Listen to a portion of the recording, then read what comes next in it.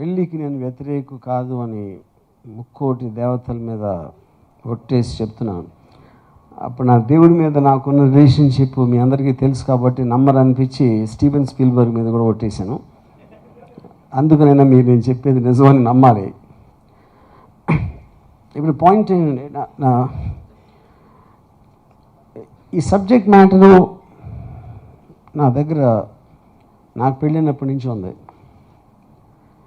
ఎందుకంటే ప్రతి మనిషి తను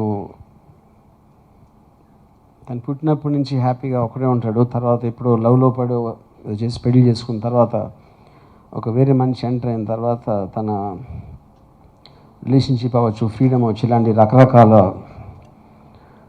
ఎమోషన్స్, కాన్ఫ్లిక్ట్స్, ప్రాబ్లమ్స్ వస్తాయి. అది మా అందరికీ తెలిసిందే, అట్లీస్ట్ పెళ్ళిన వాళ్ళందరికీ. సో వాళ్ళ ఉన్న ఎక్స్పీరియన్సెస్ నుంచి నాకైనా గురించి నా ఫ్రెండ్స్ అనేది నేను చాలా కామన్ పాయింట్ ఒకటి నాకు అనిపించింది. ఇర్రీకన్సైలబుల్ డిఫరెన్సెస్. మన ఇద్దరం కలిసి ఉండలేం, ఇద్దరం మంచోళ్ళం అవ్వచ్చు, మన మధ్యలో ఇంకెవరు వేరే మనిషి ఉండకపోవచ్చు, కానీ జస్ట్ ఆస్పెక్ట్ అనేది. నా ఫ్రెండ్ ఒకడు షౌల్ జాన్సన్ అని, తను 7 ఏళ్ళు ఒక అమ్మాయితోటి లవ్లో ఉండి పెళ్లి చేసుకున్నాక 7 రోజుల తర్వాత నరకం అని చెప్పాడు. 7 ఏళ్ళది 7 రోజుల్లో ఏం మారుతుంది అనేది అసలు ఇంక్రెడిబుల్ థింగ్. అంటే కేవలం ఆ పెళ్ళి మొలాన్ జరుగుతుందా, లేకపోతే పెళ్లి తర్వాత వేరే పరిస్థితులు మారతాయా, అది పెళ్లి చేసుకోవడానికి కూడా తెలియదా అనే ఒక చాలా డెలికేట్ ఆస్పెక్ట్ని నేను I try to deal in this film. మొత్తం అన్ని లైన్స్లో పెళ్ళి నువ్వు లేకపోతే ఉండలేను, లేకపోతే నీతో బతలేను అన్ని తను అంటున్నాడు. నా ఉద్దేశంలో ప్రతి జంటకి, ప్రతి మనిషికి వేరు వేరు ఎక్స్పీరియన్స్ ఉంటాయి. దాన్ని జనరలైజ్ చేయడం అనేది యాక్చువల్గా కరెక్ట్ కాదు, అది ఒప్పుకుంటాను. కాకపోతే కొన్ని కామన్ ఎలిమెంట్స్ మాత్రం ఉంటాయి సార్. అలాగే ఫైనల్గా ఇందులో ఈ పర్టికులర్ అపూర్వ శ్రేయ వాళ్ళిద్దరు కదా, కానీ నా ఫీలింగ్ ప్రతి పెళ్ళైన వాళ్ళకి ఏదో ఒక పాయింట్, ఒక లైన్, ఒక మూమెంట్ అనేది కలుస్తుందని. ఫస్ట్ ఆఫ్ ఆల్ వేరే వాళ్ళకి జనరలైజ్ చేయడం అనేది కరెక్ట్ కాదు, ఒకటి. రెండోది, ఇందాక నేను వాయిస్ ఓవర్లో కూడా అవునా కాదా అని చాలా క్వశ్చన్స్ చేశాను, కానీ నేను ఎప్పుడూ ఒక ఆన్సర్ చెప్పాల. ఈ సినిమా కూడా చెప్పదు. అది ఇంకొక 1 monthలో రాబోతుందండి. ఇంకా ఫైనల్ డేట్ చూస్ చేయలేదు. కాకపోతే ఎన్ని రోజుల్లో షూట్ చేశారు అంటే, ఇప్పుడు షూటింగ్ అనేది పాయింట్. ఎన్ని రోజుల నుంచి ఈ సినిమా స్క్రిప్ట్ వరకు జరుగుతుందంటే నాకు పెళ్ళైనప్పటి నుంచి జరుగుతుంది. శివ రిలీజ్ అయిన సమయంలో కాలేజీలో ఉన్నాను. కాలేజ్ బంక్ కొట్టి క్యాంటీన్లో కూర్చుని, ఆమె ఫ్లూట్ ఆర్టిస్ట్, గత 30 ఏళ్ళుగా ఫ్లూటిస్ట్గా నా జీవితం గడుస్తుంది. క్లాసులు, కాలేజీలో బంక్ కొట్టి నేను క్యాంటీన్లో కూర్చుని ఫ్లూట్ మీద బొటనీ పాట ముందు వాయించిన రోజులు గుర్తున్నాయి. రీ రికార్డింగ్ బీట్లు బై హార్ట్ చేసి గిటార్ మీద ఒక బిట్ వస్తుంటుంది, వాళ్ళిద్దరు కలిసి వెళ్తున్నప్పుడల్లా, నాగార్జున వెళ్తున్నప్పుడల్లా అవన్నీ వాయిస్తూ ఉన్నటువంటి అనుభవాలు. అట్లాగే ఆయన సినిమాల్లో సంగీతానికి చాలా మంచి స్కోప్ ఉంది.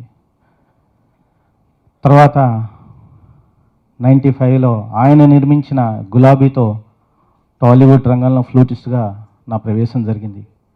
ఆ సినిమా మంచి గుర్తింపించింది ఒక ఫ్లూటిస్ట్గా నాకు. ఆ సినిమా రీ రికార్డింగ్లో ఫ్లూట్ బీట్లు కానీ కృష్ణవంశీ గారు నాతో పక్కన కూర్చుని వాయించడం, ఆ పాటల్లో వాయించడం చాలా మంచి ఇది వచ్చింది. ఆ సినిమా రీ రికార్డింగ్ జరుగుతున్న రోజుల్లో రంగీలా రిలీజ్ అయింది. మేమంతా రీ రికార్డింగ్ వాయించి సెకండ్ షో తర్వాత we went to that film Rangeela చూసాం. ఒక ఏఆర్ రెహమాన్ని బాలీవుడ్కి పరిచయం చేసినటువంటి గ్రేట్ డైరెక్టర్ ఆయన. వారితో వర్క్ చేయడం ఒక ఆనర్. ఎందుకంటే నేను ఆయనతో పనిచేస్తూ ఒక మ్యూజిషియన్ దగ్గర, ఒక మ్యూజిక్ డైరెక్టర్ దగ్గర మ్యూజిక్ చేశాననే ఫీల్ అయ్యాను ఎప్పుడు కూడా. ఎందుకంటే ఒక మ్యూజిషియన్కి కంఫర్టబుల్గా ఒక స్టాండర్డ్ ఎలా ఉంటుందో ఒక మ్యూజిక్ మీద అంత నాలెడ్జ్ ఆయనకుంది. బ్యాండ్స్ మీద కానీ, సంగీతం మీద కానీ, ఆ తర్వాత ఇన్స్ట్రుమెంటేషన్ మీద కానీ, ఆర్కెస్ట్రేషన్ మీద కానీ, wide range of variety of musical genres మీద కానీ ఆయనకి ఉన్న అవగాహన నేను ఇప్పటివరకు ఏ డైరెక్టర్లో చూడలేదు. చాలా తక్కువ మంది ఉంటారు అంత మ్యూజిక్ అంటే ప్యాషనేట్గా ఉండేవాళ్ళు. ఒక మ్యూజిషియన్గా నేను ఫీల్ అయింది ఆయన దగ్గర పనిచేయడం ఒక ఆనర్గా ఫీల్ అయ్యాను. పనిచేసి చాలా నేర్చుకున్నాను, అది చాలా అదృష్టంగా భావిస్తున్నాను.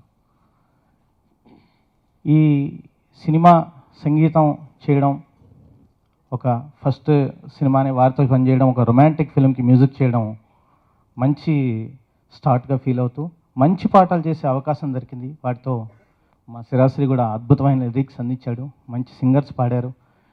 Hope you will enjoy that music. And మళ్ళీ మరొక్క మారు వర్మ గారి మ్యూజికల్ మ్యాజిక్ వస్తుందని ఆశిస్తూ సెలవు తీసుకున్నాను. Thank you. ప్రైవేట్ సాంగ్స్ రాయటానికి నేను మొట్టమొదటిసారిగా ఈయన మ్యూజిక్ డైరెక్షన్లోనే నేను రాశాను. Is very talented music director. But ఆయన ఫ్లూట్ కాన్సర్ట్స్కి ఆయన ఫ్లూట్కి ఇచ్చిన ఇంపార్టెన్స్ సినిమా రంగానికి ఆయన ఎప్పుడు ఇవ్వాలి. బట్ ఇప్పుడు he has taken the right decision and ఒక రైట్ పర్సన్ చేతుల్లో పట్టడం అనేటువంటిది ఆయనకి ఈ సంవత్సరం జరిగిన చాలా గొప్ప విషయం. సో ఖచ్చితంగా ఒక ఏఆర్ రెహమాన్ని బాలీవుడ్కి పరిచయం చేసిన రామ్ గోపాల్ వర్మ గారు నాగ్ శ్రీవత్సాని in a bigger way is introducing to Tollywood. Is reintroducing to Tollywood. And coming back, ఏడాదిలో 365 రోజులు కూడా రామ్ గోపాల్ వర్మ గారు థాట్ ప్రాసెస్ కానీ ఆయన ఆలోచనలు కానీ మాఫియా చుట్టూనో లేకపోతే హారర్ చుట్టూనో తిరుగుతూ ఉంటాయి. ఇందాక ఒక హాఫ్ అన్ అవర్ క్రితం కూడా అక్కడ కూర్చుని ఇరాక్ వార్ గురించి, 26/11 గురించి, 9/11 అటాక్స్ గురించి, దీని గురించి మొత్తం డిస్కస్ చేస్తూ వచ్చారు. అయితే సడన్గా ఇప్పుడు ఈ పెళ్ళి ఏంటి, ఈ పెళ్లి టాపిక్ ఏంటి, దీని మీద సినిమా ఏంటి అనుకుని మీరందరూ కూడా రాము గారు మారిపోయారు అనుకోవద్దు. ఇందులో భార్యాభర్తల మధ్యలో ఉన్న ఎమోషన్స్ను కూడా ఒక మాఫియా రేంజ్లో చూపించారు. నాకు యాక్చువల్గా స్క్రిప్ట్ కొంత చదివే అవకాశం దొరికింది. అది నేను చదివిన పిమ్మటో చెప్తున్న మాట ఇది. So it is an extraordinary subject. Actually మీరు ఇక్కడ ట్రైలర్లో చూసింది not even 1/10 of the total emotion. సినిమాలో it's going to rock. And నేను రాము గారికి ఇప్పటికి నేను చాలా పాటలు రాశా. అన్ని పాటలు కూడా ఏదైనా హారర్ మూవీస్ లేకపోతే యాక్షన్ మూవీస్ సంబంధించి ఎక్కువ రాశాను నేను. బట్ ఇందులో కంప్లీట్గా అన్ని సాఫ్ట్ సాంగ్స్. ఒక అందం గురించి, అందానికి డెఫినేషన్ చెప్పమని చెప్పి ఒక పాట రాయమన్నారు. నేను చాలా కష్టపడి రాశాను ఆ పాటని. నాగ్ శ్రీవత్స గారు చాలా చక్కటి ట్యూన్ ఇచ్చారు దానికి. వీళ్ళు అంటే ఆర్జీవి గారితో ఒక్క సాంగ్ చేస్తే చాలు నా కెరియర్కి అనుకున్నాను. అలాంటిది I feel I'm so blessed. నాకు ఈ మూవీలో అన్ని సాంగ్స్ చేయడానికి ఛాన్స్ దొరికింది. So thank you sir, thanks for giving me an opportunity. And నేను ఆర్జీవి గారి దగ్గర అంటే నేను ఇందులో సాంగ్స్ చేసిన దానికన్నా నేను నేర్చుకుంది చాలా ఉందండి. అసలు సాంగ్ ఎలా తీయాలి, ఏం చూపిస్తే బాగుంటుంది అన్నీ సార్ దగ్గర నేర్చుకున్నాను. అండ్ ముందు మనం రష్ షూట్ చేస్తాం, రష్ వచ్చిన తర్వాత ఎడిట్ చేస్తాం. బట్ సార్ ముందు ఎడిట్ చేసేస్తారు, దాని తర్వాత రష్ తీస్తారు. So sir, I'm very happy to work with you. And Anaika and Nandu, you guys are looking very beautiful, very handsome and cute. This is my second time I'm working with RGV sir. Seriously, thank you so much, sir. I'm seeing the visuals and I really want to thank you for making me look so beautiful. And Vijay Master, thank you for designing this amazing song, and Shravya for the amazing costumes.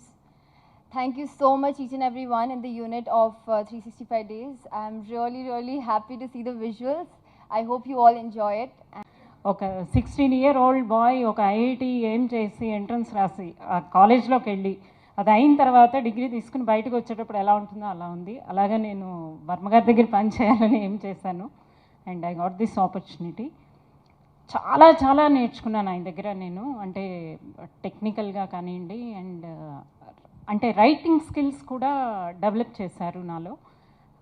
తర్వాత trailer కానివ్వండి, ఏం చేసేటప్పుడు ఏదైనా సరే ఒక scene కావాలి అని ఆయన అడిగినప్పుడు నేను రాసిస్తే ఏదైనా ఇది బాగాలేకపోతే ఇది ఇలా కాదు, నాకు ఇంకో వర్షన్ కావాలి, అలాగా స్కిల్ డెవలప్ చేసి అండ్ ఐ ఫీల్ నాలో క్రియేటివిటీని పెంచారని నేను అనుకుంటున్నాను.